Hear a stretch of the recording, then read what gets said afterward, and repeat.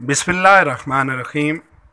मुअज़्ज़ज़ सामीन, आज हम ज़िक्र करते हैं दुनिया के एक कदीम अजूबा एहराम मिस्र का। एहराम मिस्र अरब जमहूरिया मिस्र में वाक़ है। वैसे तो पूरे मिस्र में तकरीबन 118 एहराम दरियाफ़्त किए जा चुके हैं, लेकिन सबसे मशहूर एहराम मिस्र के दारुल खिलाफ़ा कायरा के जनूब में वाक़या गज़ा नामी इलाके में वाक़ है। मिस्र पूरी दुनिया में वो वाहिद मुल्क है जो कि दो बर-ए-आज़मों पर मुश्तमिल है। ये बर-ए-आज़म अफ़्रीका और बर-ए-आज़म एशिया दोनों में पाया जाता है। मिस्र की तारीख़ के बारे में बहुत सी बातें मशहूर हैं, लेकिन सभी ये मानते हैं कि मिस्र की तारीख़ तकरीबन 5000 साल कदीम है। मिस्र एक ज़रई मुल्क भी है क्योंकि इसमें दरियाए नील भी वाक़ है। मिस्र को तकरीबन आज से 4000 साल कबल मसीह ज़रई मुल्क होने का एज़ाज़ हासिल है। मीनस बादशाह पहला फ़िरऔन था जिसने 3500 कबल मसीह में पहले एहराम बनाने का हुक्म दिया। एहराम अरबी ज़बान के लफ्ज़ हरम का मजमूआ है। हरम के मानी है पुरानी चीज़। तो सबसे पहला हरम मीनस बादशाह ने तामीर करवाया।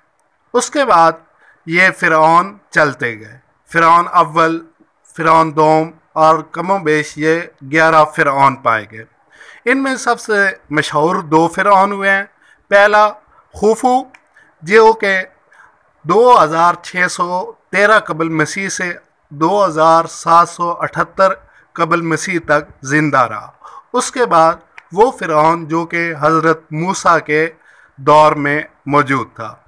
हज़रत मूसा के दौर में पाया जाने वाला फ़िरऔन कहा जाता है कि दुनिया में आखिरी फ़िरऔन था। इसका ज़िक्र सूरतुल कासस में भी पाया जाता है। सूरतुल कासस में अल्लाह पाक फरमाते हैं कि फ़िरऔन ने अपने वज़ीर हमान को हुक्म दिया कि ए हमान, मेरे लिए मिट्टी को आग में पकाकर ऊंची ऊंची इमारतें तामीर करो ताकि मैं मूसा के रब को देख सकूं। तो इसकी तारीख़ के हवाले से बहुत सी बातें मशहूर हैं। आज भी इंसानी अकल वर्ता हैरत में है कि इतने पुराने दौर में इंसान इतने बुलंदो बाला जगह पर इतने बड़े और भारी पत्थर कैसे ले गया। एहराम मिस्र में इस्तेमाल होने वाले पत्थर कमोबेश 2.5 टन से भी ज़्यादा वज़नी है। कम अज़ कम उसके एक पत्थर का वज़न 2.5 टन है, जो कि बिलतरतीब इससे बड़े भी हैं। इन एहराम की बुलंदी 460 फुट बुलंद थी, जो कि वक्त के साथ कम होती होती अब 410 फुट रह गई है। एहराम फ़िरऔन उस वक्त उनका ये नज़रिया था कि जो भी उनका फ़िरऔन मरता उसको वो हनूत करके सूती पट्टियाँ लपेट कर उसमें दफन कर देते। उनका ये नज़रिया था कि जब अगली दुनिया आएगी तो ये हमारे फ़िरऔन उठकर ज़िंदा होकर पूरी दुनिया पर हुकूमत करेंगे। इसलिए उन्होंने अपने ये मकबरे तामीर करवाए। और खुफू वो पहला बादशाह था जिसने इन एहराम को सदारती महल का दर्जा दिया। आप देख सकते हैं कि ये जो हमारे पास एहराम आपको नज़र आ रहे हैं, इसके आगे मुख्तलिफ़ हिस्से थे। इन हिस्सों में बादशाह का चैम्बर, मलका का चैम्बर और दीगर लोगों का चैम्बर है। इसके अंदरूनी मनाज़र भी आप देख सकते हैं। इन अंदरूनी मनाज़र से अंदाज़ा लगा सकते हैं कि ये एहराम कितने पुराने हैं। और इन एहरामों के अंदर ऐसी भूल भुलैया बनाई जाती थी कि अगर कोई भी चोरी की गर्ज से इनमें दाखिल होता तो वो इन्हीं में गुम होकर रह जाता। और इसके बारे में मशहूर था, ये आप शक्ल देख भी सकते हैं, जिसका धड़ शेर और इसका सर एक शेर के जिस्म के साथ लगी हुई एक औरत का सर है, जो कि कहा जाता है कि दरिया नील के किनारे इस एहराम का देवता था।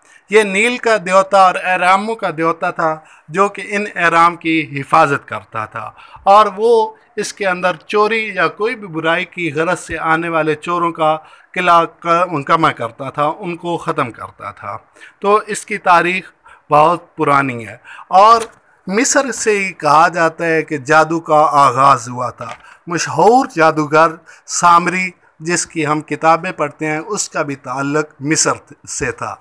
और मिस्र के बारे में मशहूर है कि जितने भी, जब हज़रत मूसा ने फ़िरऔन के सामने अपनी नबूवत का ज़िक्र किया तो उस वक्त भी फ़िरऔन ने अपने जो जादूगर थे उन्हें हुक्म दिया कि वो हज़रत मूसा से मुकाबला करें। उन्होंने अपने सांप फेंके और हज़रत मूसा ने अपना असा मुबारक फेंका, जो कि अस्तहा बन के उन तमाम छोटे सांपों को खा गया। लिहाजा मिस्र की तारीख़ में ये मशहूर है कि वहाँ पे जादूगरों का भी बसेरा था और उन्हीं जादूगरों को बादशाह के दरबार में भी अहमियत हासिल थी और उसी बादशाह ने इन्हीं जादूगरों को अपने एहरामों के ऊपर सिक्योरिटी के लिए लगाया हुआ था। कोई भी अगर हमला करे तो वो इन एहरामों की हिफाजत करे।